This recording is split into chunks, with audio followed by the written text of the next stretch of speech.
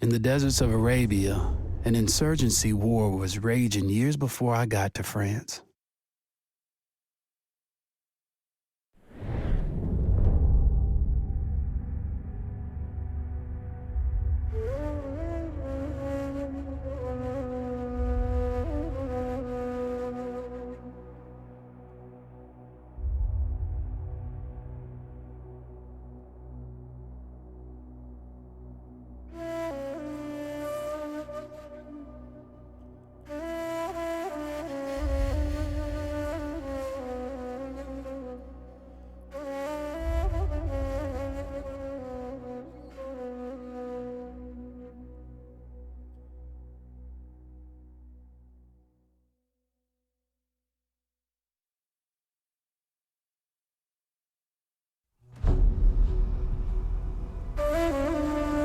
The Arabian Desert, a vast ocean of drifting sands and scorched, sun-baked rocks. Beneath these endless dunes, oil, the lifeblood of our new mechanical century. For more than 400 years, the Ottoman Empire has ruled these lands, controlling all that's to be found here. But the Ottomans do not rule unopposed. Small bands of Bedouin rebels have united to overthrow the empire. They strike without warning and then vanish into the desert. Fighting alongside them is a lone British officer whose exploits have earned him wide renown. The world has taken to calling this man Lawrence of Arabia. In the desert, you rely on good planning, but you also hope for a dash of luck. And luck was with us when we learned of a recently derailed Ottoman train carrying a most interesting piece of cargo.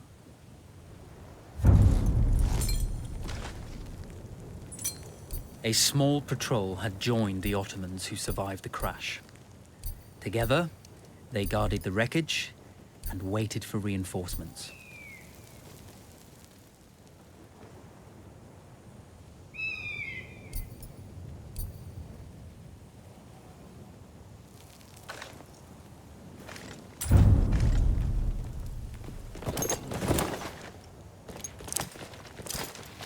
A lone fighter has just one advantage over a large enemy force. A lone fighter can move unseen.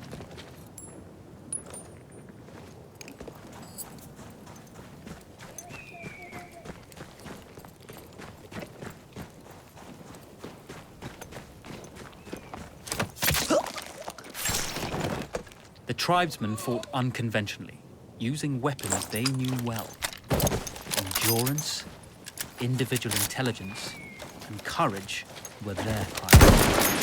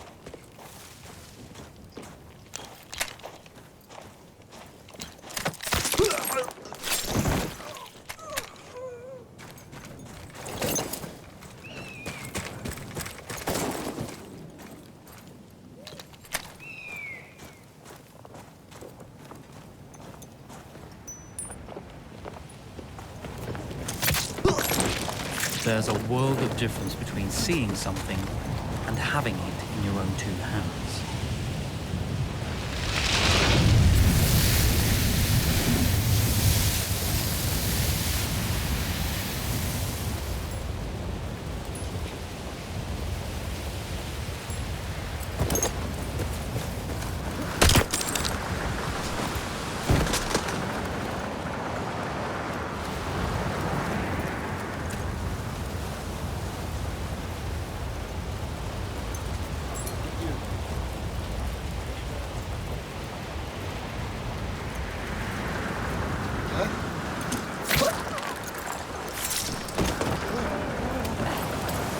senin evladısın.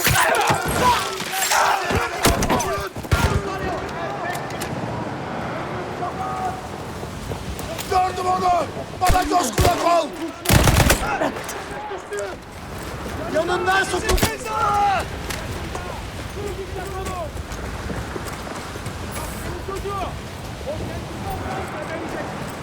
Takviye geliyor. Teslim ol.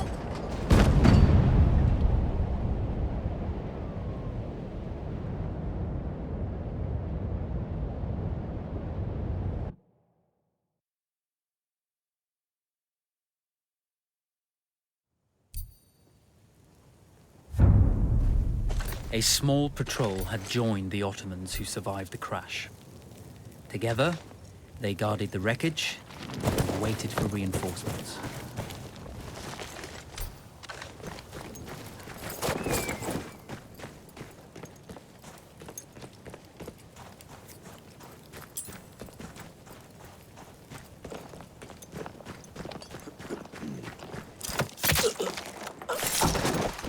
The tribesmen fought unconventionally, using weapons they knew well. Endurance, individual intelligence, and courage were their primary assets.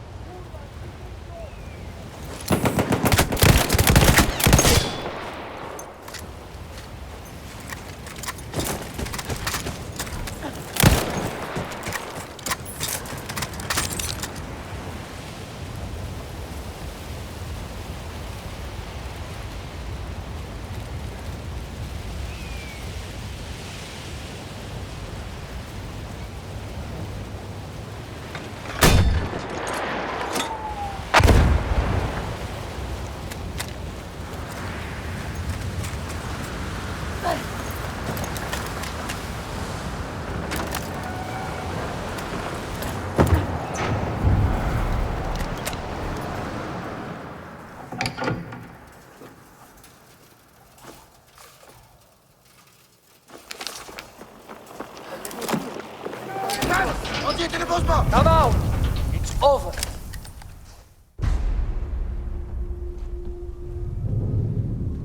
Well, you did not think we would be fast enough to catch you here, did you? Lawrence of Arabia.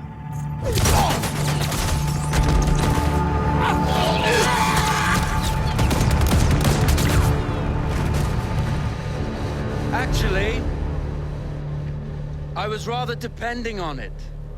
Lawrence. Well, this is very clever. Now the hunter becomes the hunted.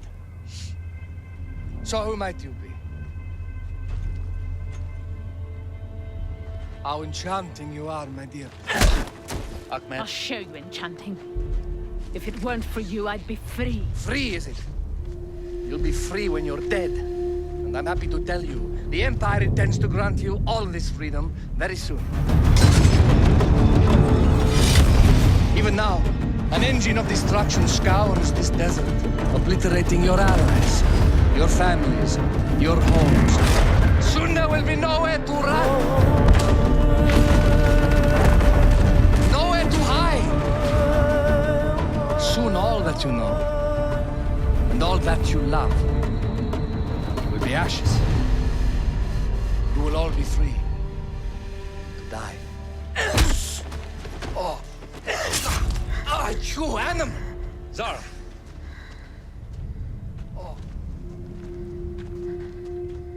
Now, I understand that you would like nothing more than to strip the flesh from that man's feet and send him off into the desert naked to die. But think about it. You're right. I'm sorry. My friend here, she can be a little brusque. You're going to tell me how to lie to your train, so we can lure it into a trap and destroy it. Impossible. To even begin to talk to that train, you would need an entire book of communication codes. Oh, like this one, you mean? You can never stop the progress of machines. One day, the whole world will take your lands and the precious black gold beneath its sands. We shall see, my friend.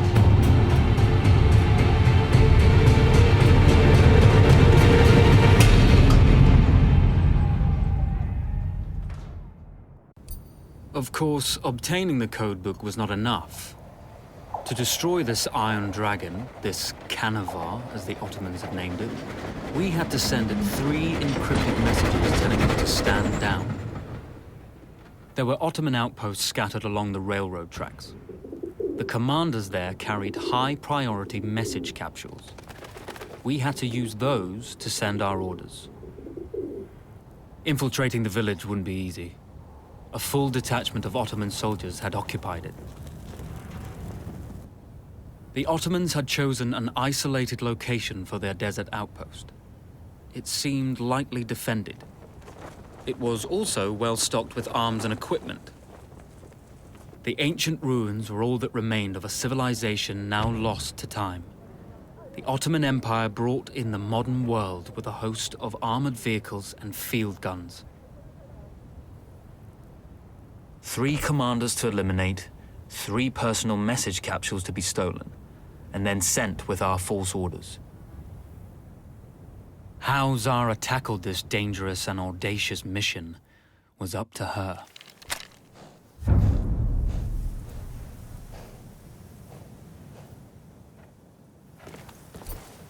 The Bedouin treasured their horses, and in return, those animals granted their riders unparalleled speed and mobility.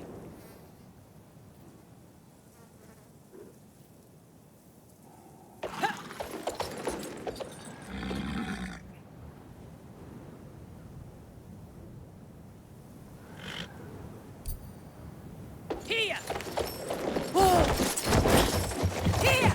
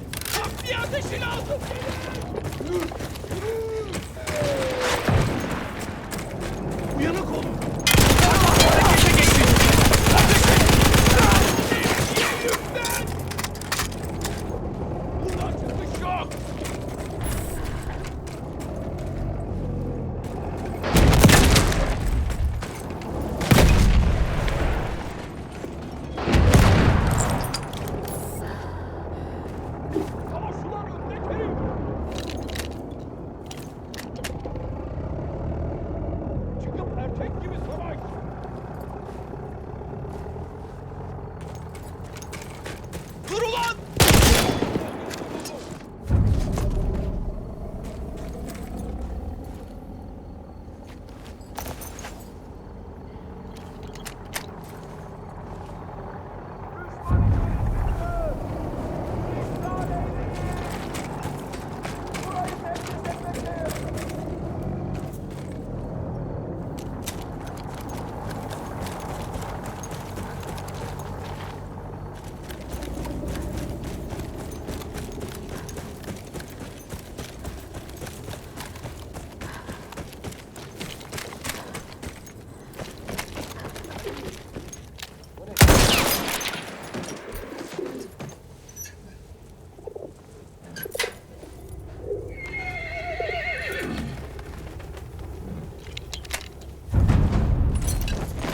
A single order wouldn't be enough. Ottoman protocol required the message to be received in triplet before the train would acknowledge it as genuine.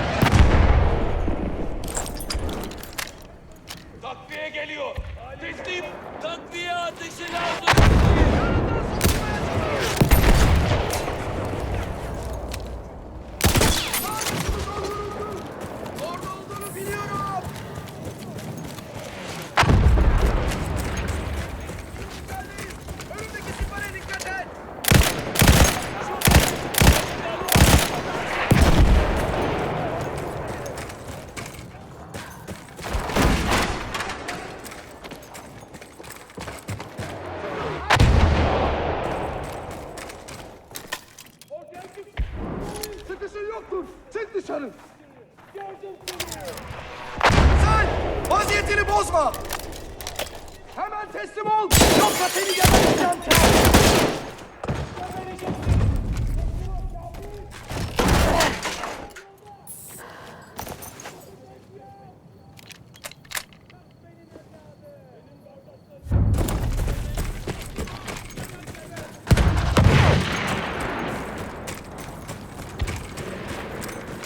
Geber ulan domuz! Tamam. Ben seni korurum.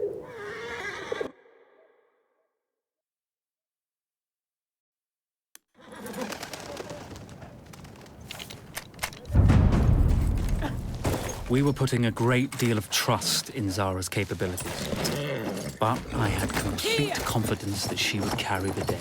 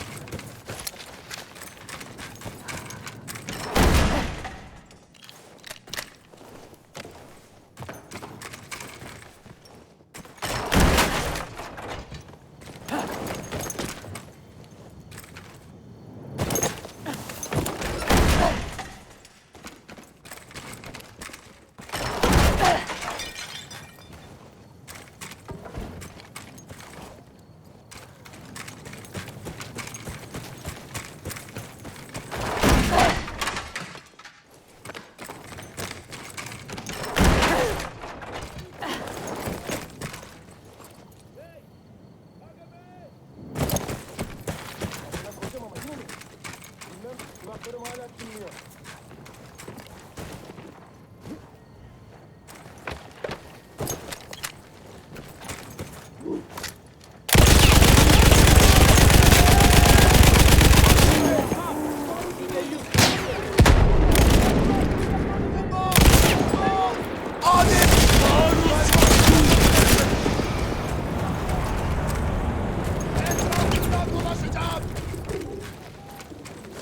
Sayınız bizden az. İşin Teslim bitti ol ulan. Kabil. Teslim. Sohbetin evladı. Bizden. Etrafından dolaşacağım. Seni bulacağım. Seni geberteceğim. Yanından kurtulmaya çalış. Yanındaki sipere dikkat.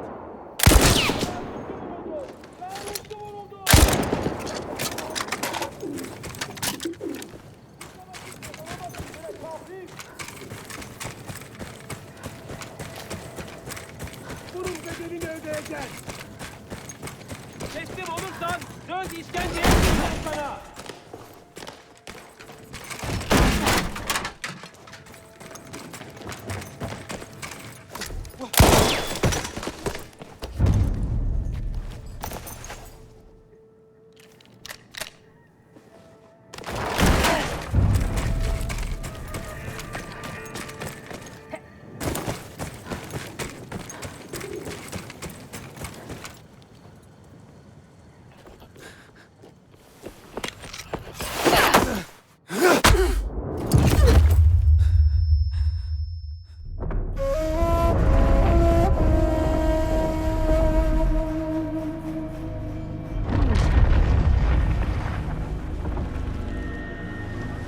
Although you see, the message had already been sent, my dear.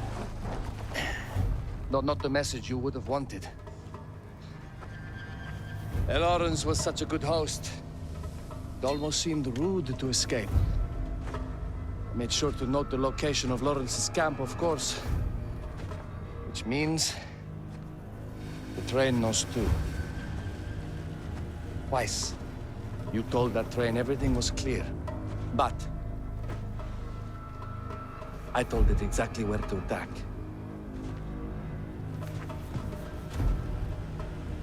The beast has your scent, my dear. And it's coming to slaughter you and your little band of rebels. First, the firestorm from the cannon. Then, up close with the troops to slaughter any survivors.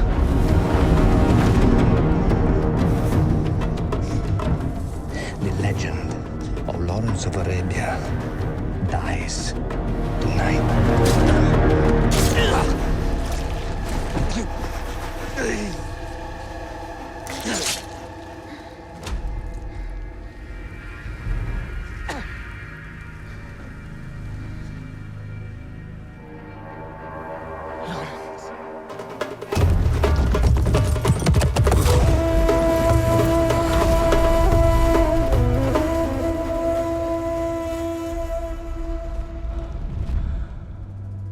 You slipped away just in time. Tilkitchi was a fool to think we'd ever stay after he escaped. The carnival won't stop hunting us. No, it won't. Let me think. The train's coming a long way. So it'll have to stop to take on water. That's where we strike. Agreed. I'll deal with any sentries, then rig explosives on the track. Yes, and I'll rally our fighters. When I blow the lines, the train will be trapped. So when you hear the blast, you need to attack them with everything you have. It's good. But you know that there's a chance the men may not come. You may set off those explosives and find you're out there all alone. You know that. I guess I won't know either way until I set it off.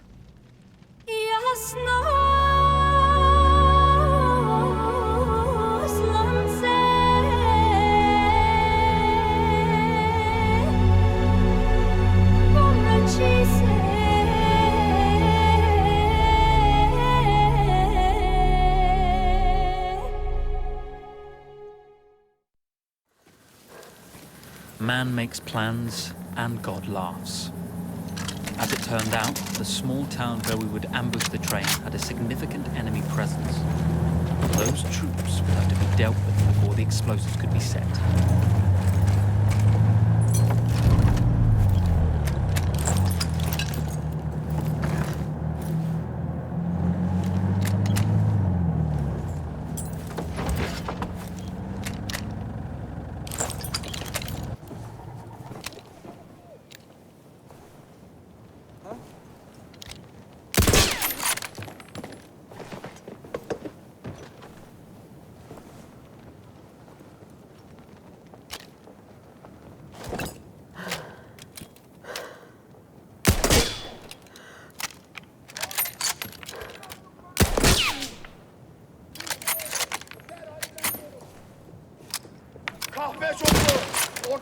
Kaçamazsan gebereceksin.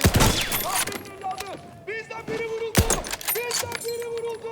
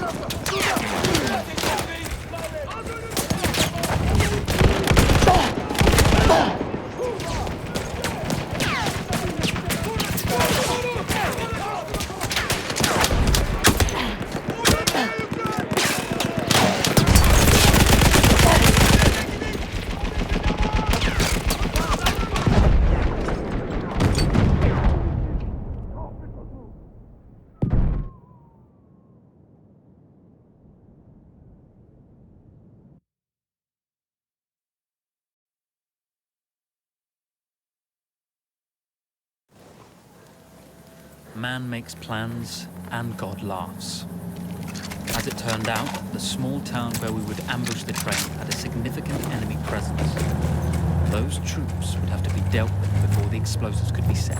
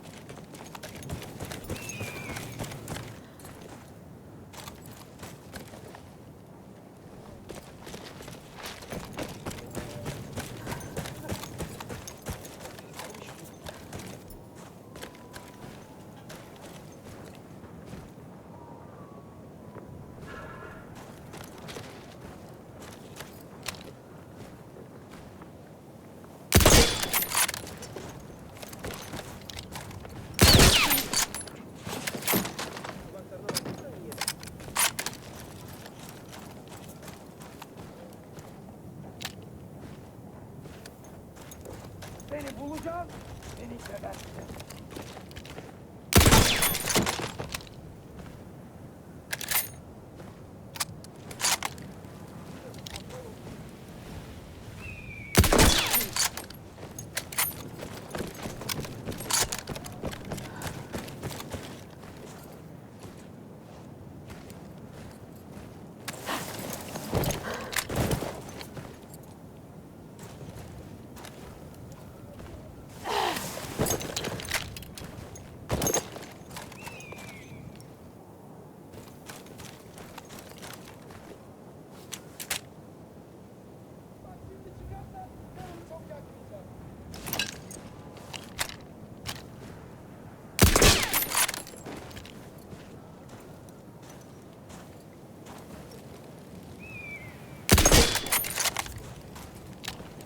Those troops in the village had to be dealt with before we could push on with our plan to destroy the train.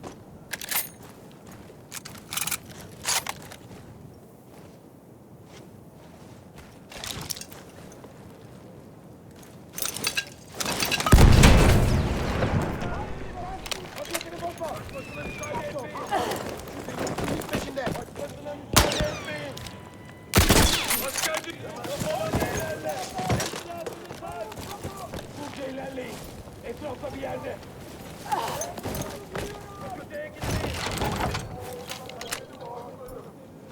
lanet!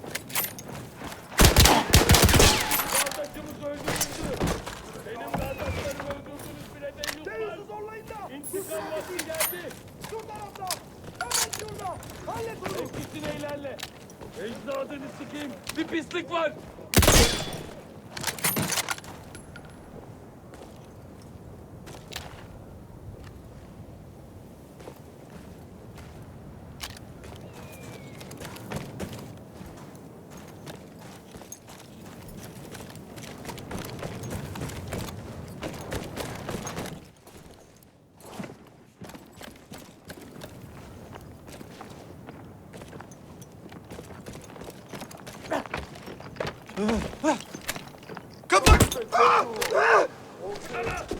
Çıkıp erkek gibi savaş. Çık ortaya. Yanından topun. Korlayın onu. Müdafaa edeceğim.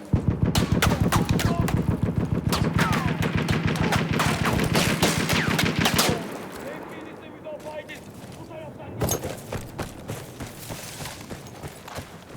Fethederken merhamet gösteririm.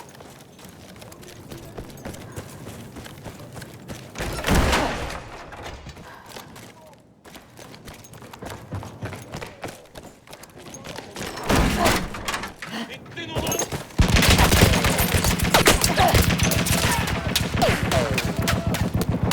Kardeşimi öldürdün. Şimdi seni geberteceğim. Takviye ateşi lazım gelir. Kafalarını kaldırmayın. Üzerine at.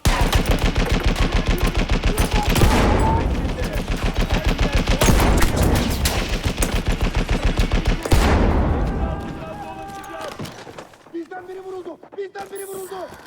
Nasıl lan? Çık ortaya ulan it. Benim biraderler birazdan varır. Çıkıp teslim olasın. Bak seni ne kadar çok ararsan o kadar çok asabın bozuluyor. Bak şimdi çıkarsan canını yakmayacağım. Pes et birader. Canına zarar ver. Eller yukarı. Tekbir ver.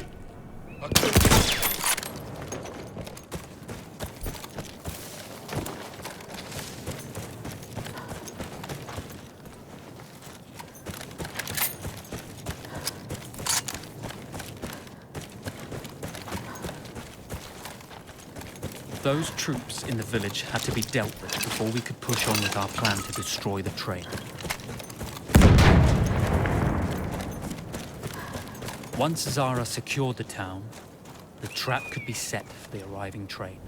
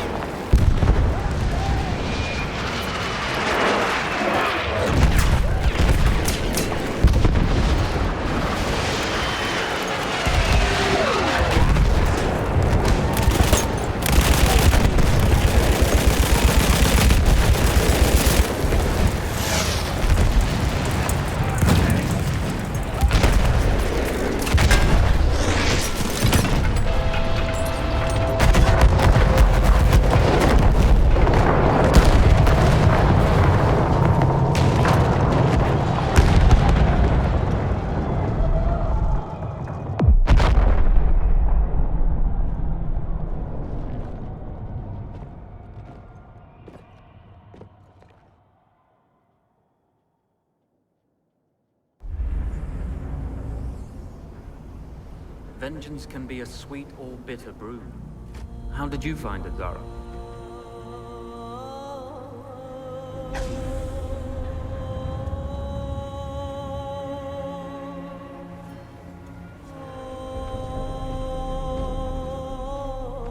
And you're right, we do need to think bigger, act bigger. Maybe even the Suez Canal.